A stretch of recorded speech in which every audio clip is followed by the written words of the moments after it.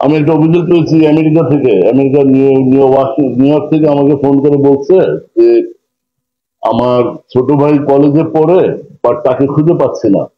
এখন তাকে একটা গ্রুপ ফোন করে টাকা চাচ্ছে, এবং সে তাকে আটকে রাখছে, এখন 2 লাখ টাকা চাচ্ছে। আমরা কি করব? তো আমরা তখন এই অভিযোগটার সাথে সাথে আমরা গ্রহণ করি।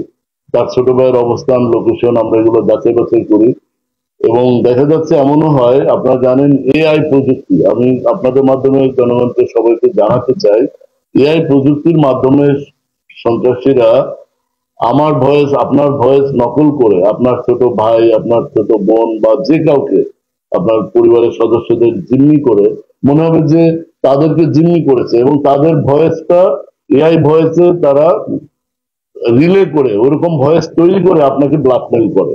এ ধরনের অভিযোগ আমরা পেয়েছি, আমরা উদ্ধারও করেছি, এবং সে অনুযায়ী আইনগত ব্যবস্থা আমরা নিয়েছি।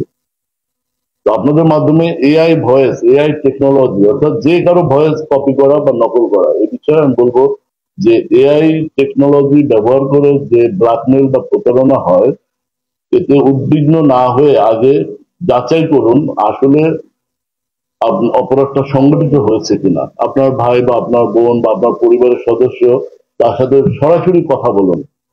ফেসবুকের পোস্ট দেখে বা হোয়াটসঅ্যাপের পোস্ট দেখে বিভ্রান্ত না হয়ে সরাসরি কথা বলুন। এমন হয় হোয়াটসঅ্যাপ কপি হয়, কপি হয়ে বলতেছে, হোয়াটসঅ্যাপে গ্রুপে মেসেজ দিয়েছে যে আমার টাকা লাগবে, ভাই 20,000 টাকা পাঠান আমার এই নাম্বারে, 20,000 বিকাশ করেন এখনই, আমি একটু বিপদে আছি। এই কিছুদিন আগের কথা। তো টাকা পাঠানোর পর সে এমন লোকের কাছে মেসেজ পাঠিয়েছে, যে মেসেজ পাওয়া মাত্রই 10 জনের কাছে পাঠালে 2 জন হয়তো খুব ঘনিষ্ঠ, তারা যাচাই বাছাই না করে টাকা পাঠিয়ে দিলে, পাঠিয়ে দিয়ে ফোন করে, ভাই টাকা পেয়েছেন? তখন বলে কিসের টাকা পাঠাইছো তুমি, কে টাকা পাঠাইছো, কিসের টাকা? বলে আপনি না হোয়াটসঅ্যাপে মেসেজ দিলেন, দেখেন। সে তখন দেখে যে হ্যাঁ, তার হোয়াটসঅ্যাপ থেকে তাকে মেসেজ দেওয়া হয়েছে।